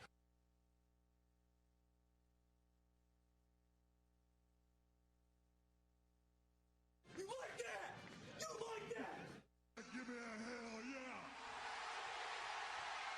I said give me a hell yeah! This is Bobby Metcalf from the Quad City Times, and you're listening to Don't Hassle Us, We're Local. What girl doesn't dream of getting dressed up in diamonds on her wedding day? With the Something Borrowed program at Dolan Jewelers, dreams do come true. With the purchase of your engagement ring and diamond from Dolan Jewelers, you can borrow up to $25,000 worth of our jewelry to wear on your wedding day, absolutely free. Shop our huge selection of popular engagement rings, as well as his and her wedding bands. Financing is always available, so come visit Dolan Jewelers at 3865 Elmore in Davenport or dolanjewelers.com. Have you wanted to speak a new language, but thought it would be too difficult? Then try Babbel. Babbel starts by teaching you words and phrases that gradually get more complex. Soon, you're practicing short conversations, so in 15 minutes a day, you'll be speaking a new language in a few weeks. Babbel is built around real life. It teaches you practical conversations that you will actually use. Babbel, language for life. Celebrating 10 million subscriptions sold. Now try Babbel for free. Just go to babbel.com today. That's BABBEL.com. Janae and Golick Jr. And that writing on the wall is always looking different when it's the quarterback and everybody else. And I knew in every locker room I was going to be in, whether this was high school, college, or anywhere else, the star players on the team, the quarterbacks on the team, we were all going to be treated fairly, but fair isn't the same. And no one expects that based on the way that this is divvied up. But now looking from the other way, if you're Deshaun Watson looking at this spot, I mean, hell, you even had J.J. Watt running up to him after that last game saying, we wasted one of your prime years. J.J. Watt, the face of that franchise, understanding saying that they're only going to go as far as Deshaun Watson is taking them, because that's how this league is built right now. And so for Deshaun on the other side, I think he's got this realization. The reason he is out here pushing buttons, trying to make things happen, is because he also knows the world is different for him as a quarterback. Life is different for him as a quarterback, which means his exit from this was never going to be as easy as what we saw with JJ. Shanae and Golick Jr., 306 on the Quad City Sports Leader, ESPN 1170. Sports bettors, are you ready? You can now experience Iowa's premium sports book from the comfort of your own home. Download the PointsBet app now and use code Iowa2K to get 2 risk-free bets up to $2,000. When you bet with PointsBet, you get faster bets, faster withdrawals, and faster rewards at your fingertips, all on an easy-to-use app. Rated #1 on Trustpilot. See for yourself why bettors are calling PointsBet innovative, lightning quick, and the reason they've ditched the other books. Download the app now to experience Iowa's premium sportsbook for yourself. And don't forget to sign up with code Iowa2K to get 2 risk-free bets up to $2,000. What do you have to lose? And keep betting all weekend long to receive free bets. When you bet on rounds 1 and 2 of the college basketball tournament, you can receive up to $1,099 in free bets. So, are you ready? Gambling problem? Call 1-800-BETS-OFF. Mike Greenberg, Green. Kevin Colbert is the general manager of the Pittsburgh Steelers. Did you hear his comments about Ben Roethlisberger coming back? I mean, to call this a tepid endorsement would be an insult to tepid endorsements everywhere. I'm not a big believer in coincidences or accidents. I don't think almost anything is a coincidence, and I don't think almost anything happens by accident. Those words were purposefully chosen, and they were sending a message, a big message, to the fans and to Ben. The message to the fans is, you may not have this quarterback back next year. We are preparing you for the possibility that Ben Roethlisberger will no longer be the quarterback of the Pittsburgh Steelers going forward. And the message to Ben is exactly the same. Greeny, 9 till 11 on ESPN 1170. At Crawford Company, we specialize in plumbing, heating, and air conditioning. Sports, on the other hand... Hey, Crawford guy, go long! No, I can't. Here comes the pitch to Crawford guy. Strike 3. Come on, Crawford guy, take the shot!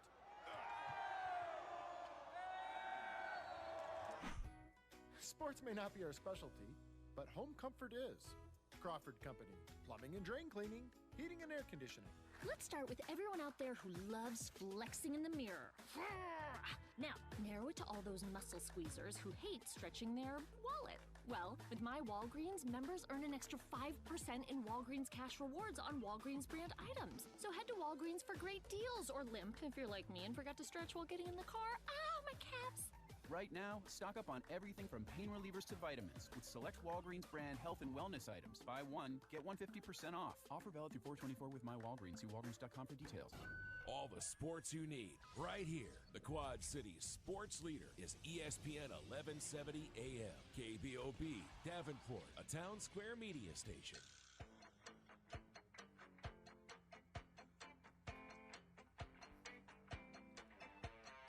Welcome back to Don't Hassle So Local here on ESPN 1170 AM.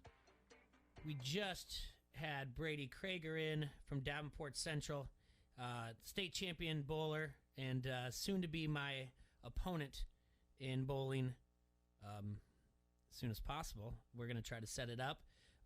So that's going to be a lot of fun. Yeah, I want to thank him for coming in. I want to thank his parents for coming in, and Erickson for doing that as well. Just polite young man, very humble. Very good, yeah, man. Yep. Just, yeah. She's just like, yeah, I'm a state champion. No big deal. We're going to get back into Stockings pick, but first I want to remind you about Tim Hernandez Realty. He's brokered by eXp Realty. Tim has been involved in real estate market since 2007. He specializes in residential home buying and selling, helping investors locate investment properties, assisting you with property management, and rehabs on flips. Allow him the opportunity to assist you with your next real estate transaction. Reminder that Tim is licensed in both Iowa and Illinois. If you need any questions about real estate at all, give him a call at 563-508-7221. Keep in mind, there's certain things in there. Investment properties. He can find that for you if you want to make some investments. Property management, meaning you have a home, you're renting it out, and you just find it to be more of a struggle than it is a lucrative investment. He can also help you as well. And looking and buying and selling a home, call Tim at 563-508-7221. And if that name sounds familiar, he's also been a past sponsor with ID Life as well. All right, Stockpile. Yes. We've been through your first round games. Right. We talked about a little bit. I threw in little tidbits of a spread here and there. As I was throwing in the spread and the over-under, that means I'm not writing down all your picks, so I'm going to have you take me through the West, the East, the South, and the Midwest, which I like to call them other names because I've renamed the regions. But you take us through who you have in the second round and winning from there, and we'll go there then into the Sweet 16, the 8, and the about the time we get to the quarterfinals, then we'll just go who wins the quarterfinals, who goes semis. Okay. So give me the second round that you have, starting with the West. I have Gonzaga and Missouri. I like Gonzaga. I think Gonzaga's, they're obviously undefeated. They're one of the best teams in the country. I have then Ohio over UC Santa Barbara. See, that's going to be the tough one because now you have two little darlings that everyone saw the upset. And Cinderellas. They're going to try to have to figure out exactly like who wins and why. And I think at that point, more people probably would just kind of fall to the higher seed there with the UCSB, but I have Ohio winning as well. Yep. And then I have USC, Kansas. I think Kansas outlasts USC. Really? Yep. Even with the COVID, I think Kansas has just enough firepower to outlast USC. USC sort of struggled towards the end of the season, so I think those struggles will, I think they maybe get past their first round, but I don't see them advancing on. I took Kansas. I mean, I took USC against Kansas here.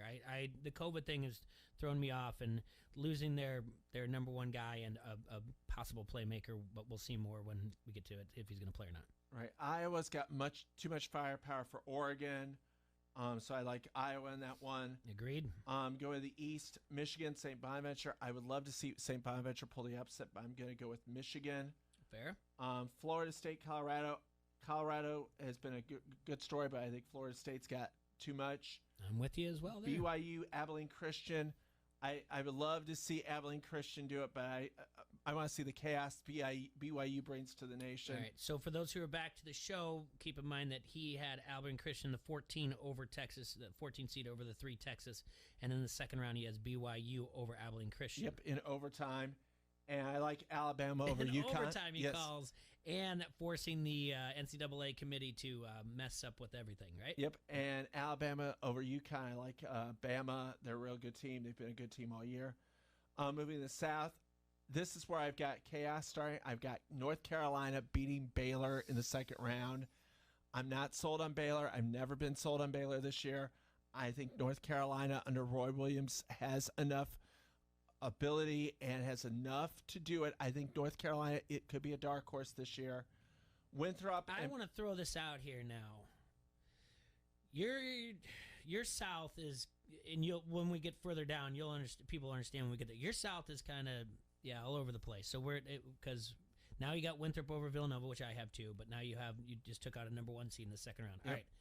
So now the next game we've got too. Winthrop and Purdue, and I'm going with Winthrop. They only lost 1 game this year, and Purdue doesn't. I don't know. Matt Painter's teams always struggle, especially in the second round. That's been that's been their problem. Usually they struggle in the second round. When they had Robbie Hummel, they got beat. 1 year I had them going to the Final Four, and they got beat in the second round. Thank you, Matt Painter. Thank you very much. Texas Tech, Colgate. I really like this Colgate team. Oh my god, they're the second highest scoring team in the country. Shocking! They played 3 teams in the season before they made it to the Patriot League tournament. They're the second highest scoring team in the country, and you said, oh, they've only played 3 teams. Well, then those 3 teams should know how to play defense on them. I mean, come on. If they were only a number 2 seed in their tournament. You play a team like 3 or 4 times, you should be able to know how to play defense on them. Well, I got Arkansas all the way into my Final Four, so that's your problem. Florida, Ohio State. I like Florida, but I think Ohio State has just enough Ohio State showed me something in the Big Ten tournament. Illinois Loyola, I would love to pick Loyola. I would love to advance Sister Jean, but Illinois may be one of the best. Illinois is one of the best teams in the country. Illinois, when DePaul was good, and now with Loyola, Illinois does not play in-state schools that are good. They run and hide and won't play them. They've got to play Loyola. It goes to double overtime, but Illinois just outlasts Loyola. Oregon State Liberty, Tinkle to Hinkle. Wayne Tinkle is the coach at Oregon State. I would love to see him coach at Hinkle Fieldhouse. Tinkle to Hinkle's got to happen. Oregon State over Liberty. West Virginia, San Diego State. This could be one of the better games of the second round. I like West Virginia. And Rutgers, Cleveland State. I have Cleveland State being Houston, but Cinderella's got to go home sometime. Cleveland State will go home in the second round. Rutgers knocks them off.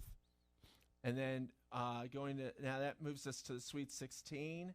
Yeah, over to the West. In the West, I've got Gonzaga and Ohio. I got Gonzaga. Kansas and Iowa. I've got Iowa. I think Iowa has too much firepower for Kansas. Moving to the East, Michigan and Florida State. There goes another number one seed. I got Florida State upending Michigan. I have the exact same. Yep. Alabama, BYU. I really like this Alabama team. Nate Oates is a great coach.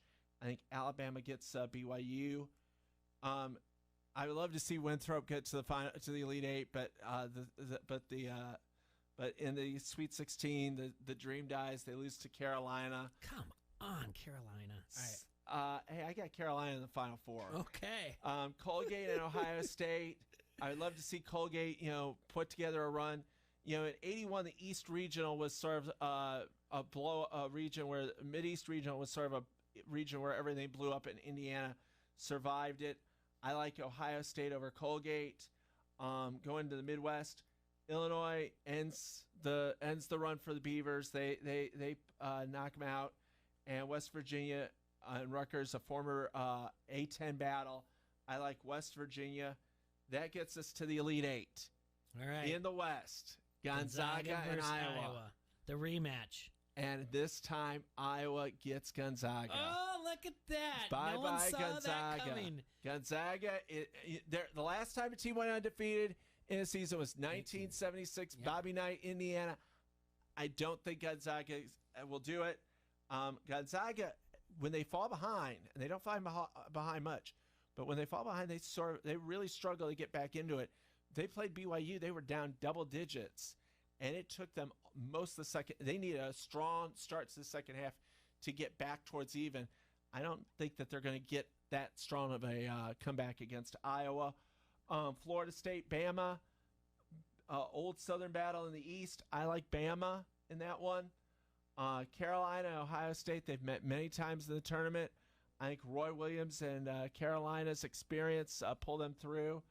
Illinois, West Virginia, I would love to see Bob Huggins in a Final Four, get back to the Final Four, but I think Illinois is going to do it. Now you got the Final Four. Final Four is Iowa and Alabama. And then you've got UNC and Illinois. Yep, okay. I'm picking Iowa over Bama. Get out of here. And then I've got Illinois over Carolina. Oh, my goodness. Which means the Battle Royal, Iowa and Illinois. I might get thrown out of the Alumni Association for this, but I've got Iowa in overtime over Illinois, 84-77. Are you doing this just to put a jinx on Iowa? No, I've got it right here. I know, but I mean, did you do that coming on? You're like, you've got Iowa as the national champions. Yes, I've liked this Iowa team. I think McCaffrey's a very good coach. People in Iowa hate him because he wasn't winning and that, but I think McCaffrey's a very good coach. They've got Luka Garza, who's the best player in the nation. Bohannon's been at Iowa for, I think Bohannon was there when Lute Olson was there. Wieskamp is one of the best shooters in the nation. He gets hot. You can't really, there's a ton of MAC teams who will tell you when Joe Wieskamp is on fire, it's like NBA Jam. Okay. On fire and never miss. You got C.J. Frederick. You got the McCaffrey boys. You got Toussaint. This is an Iowa team that is very experienced, And I think that they are going to use all the things that, all the years that they, when they lost to Minnesota on Christmas, what's wrong with Iowa? They can't beat Minnesota. Oh, my God, the year's going downhill. When they were losing a couple of games in January and February, they need to fire McCaffrey. He's a terrible coach. What's wrong with him? I think they take all that and put it forth, and I think this team that I think is going to win it. As Erickson would say, this team is special, huh? Yes, I think they are a special team. Now, my mom, who fills out a bracket also, her Final Four is Gonzaga, Texas, Ohio State, Illinois. Her final is Gonzaga, Illinois, and she's got Gonzaga over Illinois. Oh, okay. She's got Iowa, though, to the Elite Eight. And she rarely picks upsets, though, but she's got a few in those. I did take Gonzaga over Iowa, and then I had Gonzaga versus Illinois in the finals. I have Illinois winning it. My Final Four now, it has changed from when I filled it out on Monday. Gonzaga, Florida State, Arkansas, Illinois. But I don't know. I don't think there'll be any change. My other change probably will be giving Syracuse as much as I did and their zone defense. I probably will end up taking West Virginia and then going back to West Virginia over Houston, moving them into the Elite Eight in the Midwest. There's nothing else I really see changing out of that before tip-off on Friday, though. Not much from what I have. So, because I usually I stick to one bracket and go, but I've changed now once. I'll probably change another time because I'm in it to win money this year. That's what. Oh yeah, you're doing it to win money, so you're filling out 5 million brackets. No. I go with one, and then that's it. But I wanted to make sure I have the right. I have only filled out like one in Penn or whatever else that we did here on the air, and then one started here at Town Square. We had a staff one, and that's the one I'm going to go with first, and then I'll fill out one on ESPN and all those other ones that they have things. Since 2000, 14 of the 20 winners have been number one seeds. Since 1988, only one team out of the top 5 seeds has actually won it all. So the history is usually that it's number one in the last 20 years, 14 out of 20. But you've got a number 2 winning it against the number 1 in the finals. And the one thing I will say this with the men's tournament is, the men's tournament there are always upsets. There are always there's always excitement and upsets. You contrast that with the women's tournament. The women's tournament, since they went in 1994, they went to 64 teams. Since 1994, the 14, 15, and 16 seeds are an aggregate 1 and 311 in the women's tournament. In the women's tournament, only Harvard in '98 who beat Stanford at 16-1 at Maples. They're the only 14, 15, or 16 seed to win. The 14, 15 seeds have never won a game in the tournament. There's never been a seed 12 or worse in the Sweet 16. Lower than a 3 seed has never won the NCAA women's tournament.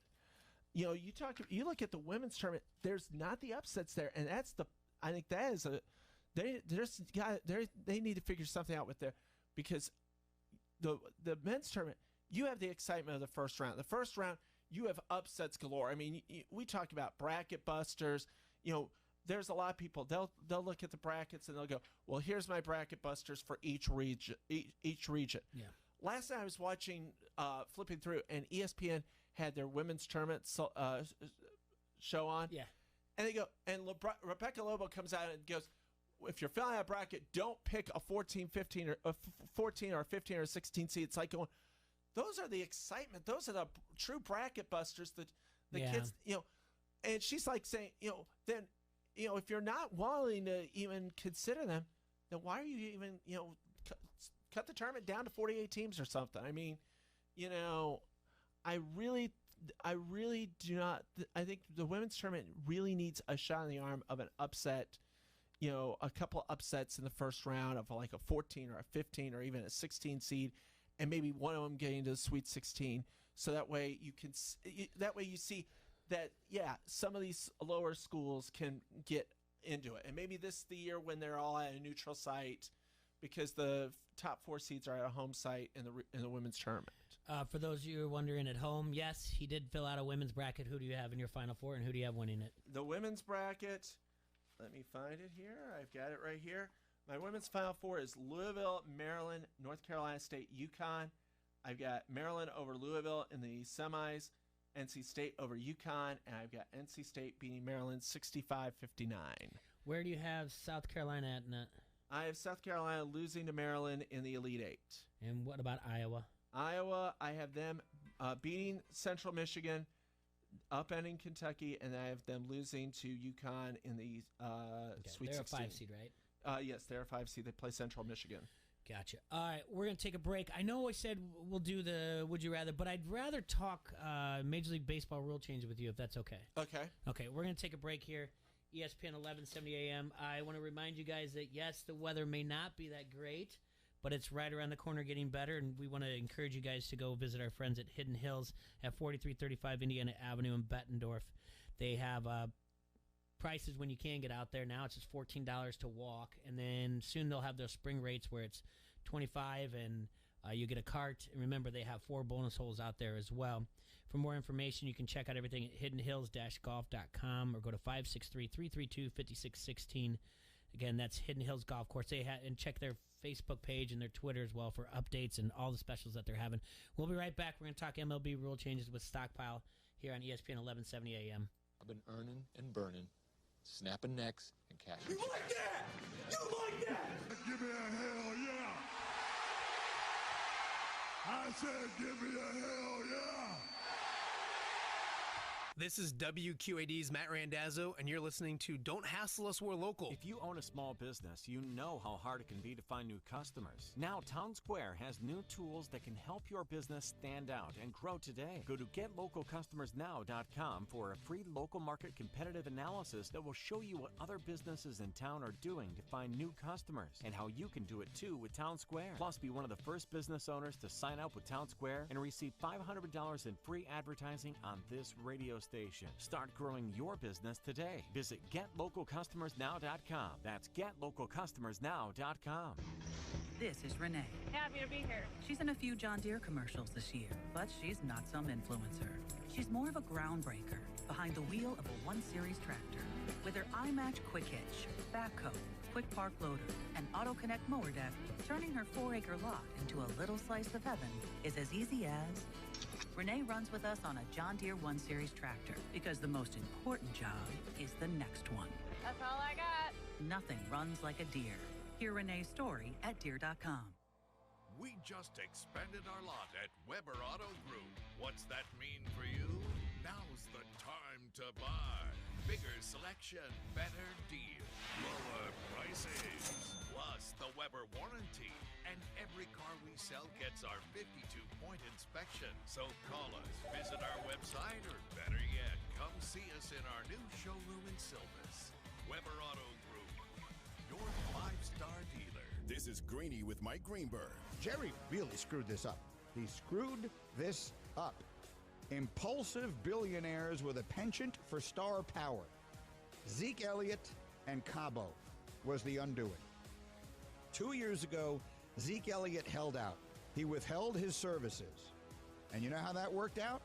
He now has a contract that is an albatross, and it is one of the reasons that they were not able to get this deal with Dak Prescott done until a time when Dak had more leverage than any player has ever had in NFL history. And Jerry got that completely wrong because he becomes enamored with star power.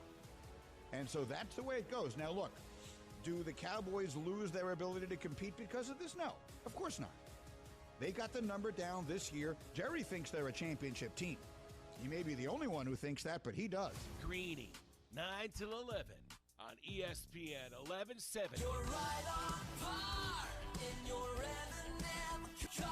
M&M Golf Cars, your authorized club car dealer, invites you to check out the new Onward by Club Car. Onward's all-new accessories personalize nearly every detail to fit your lifestyle. Customize yours at mmgolfcars.com. 0% financing for 24 months through the end of the month. M&M Golf Cars, Bettendorf. In your M&M golf car, M&M golf cars.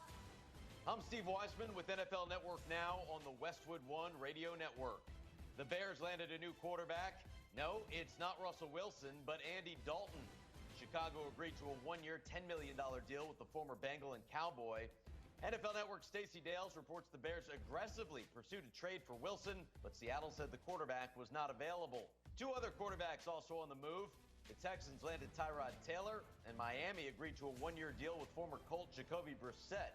For the second straight day, the Patriots made a big splash in free agency, agreeing to a 3-year, $37 million deal with former Chargers tight end Hunter Henry. A couple corners getting paid as well. William Jackson is getting $42 million over 3 years from Washington, while it's a 3-year, $40 million deal for Shaq Griffin in Jacksonville. And Giants D lineman Leonard Williams agreed to a massive 3-year, $63 million extension. This has been NFL Network Now on the Westwood One Radio Network. What's in store for your business this week at Staples? Printing you new signs for the times. Get back to business with custom printed signs and sales materials. Staples has hundreds of designs to choose from, or just upload your own. And now at Staples, get 15% off signs, posters, or decals when you spend $75 or more. Some items printed same day when ordered before 2 p.m. Save big on custom printing at Staples. Ends 5/29/21. Exclusions apply. Limit one offer per customer. See store associate or visit staples.com/signage for details. Does learning a language feel like this? No habla español? Hablo. It's hablo? Yes. It's hablo. When you learn a language, you want to actually use it. Babbel is designed with that goal in mind. Since my husband is from Guatemala, I'll apply what I've learned in Babbel to our real-life situations. The app is so easy to use and it's so practical. It helps you learn things that you will actually need. Babbel, language for life. Celebrating 10 million subscriptions sold. Now try Babbel for free at Babbel.com. That's Babbel.com. Babbel.com. From the first pitch to the final out, this is your home for the Chicago White Sox. ESPN 1170.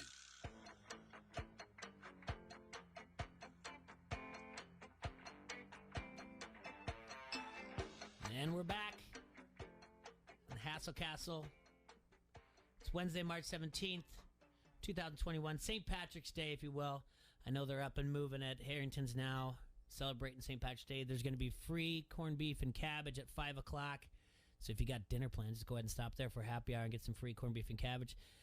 Stocking, before we get into it, we got to plug the Friday night, all the high school things that you got going on. Yeah, the score return. The score is going to be back. We're on Friday nights, 10:15.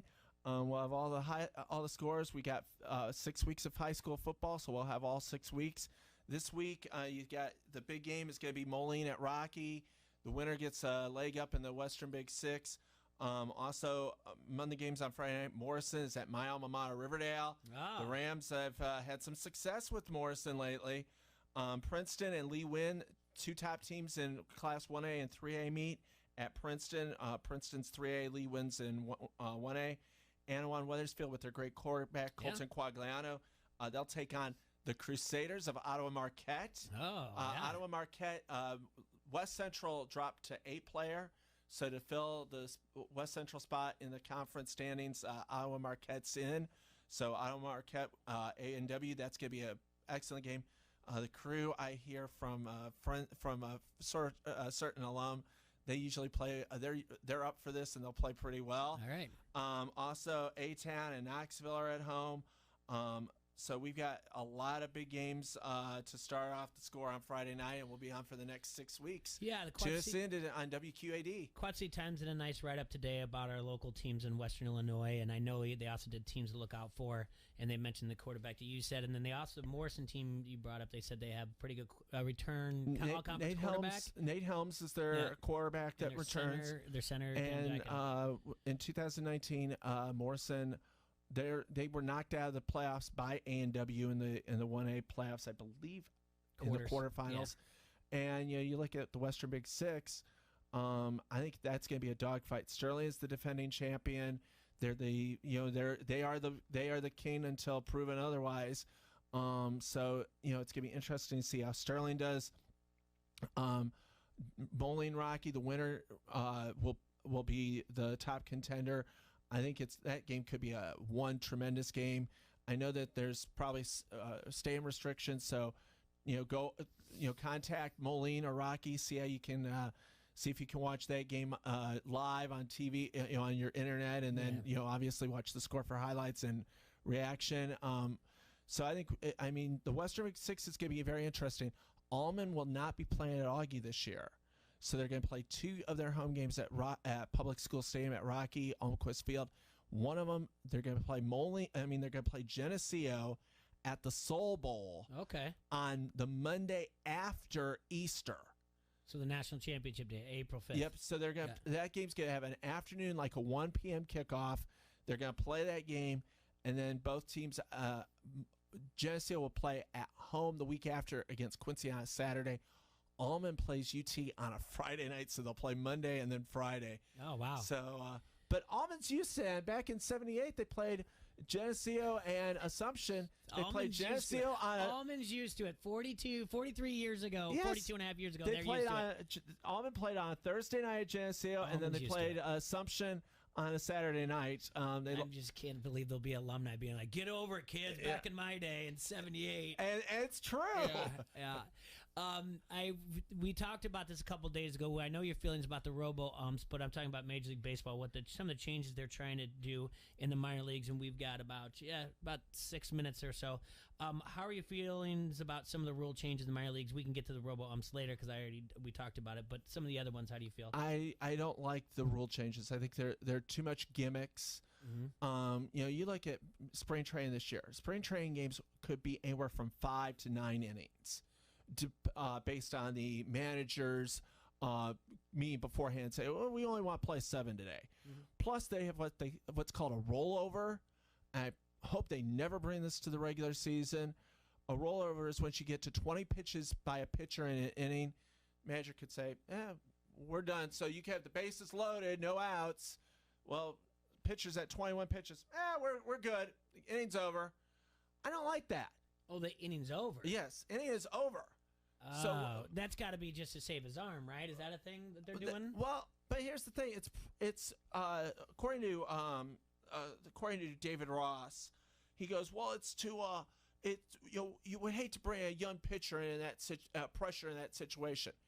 That's what you're going. That's what he's being paid to do. Well, isn't that what spring training is for? Yeah, I mean, so you get blown out 14-0. I miss those days when you have like Steve Stone, and then there's the pitcher runs to the first baseline, he runs up the first baseline, the first baseman throws it up to him, they catch it, and they hit the bag at the same time, and he says, like, that's why they practice in spring training. Yeah. That's that same situation. You've got to bring him in the situation and be like, it's just spring training game, kid. Yeah, and if you struggle, all right, we can fix that. Yeah.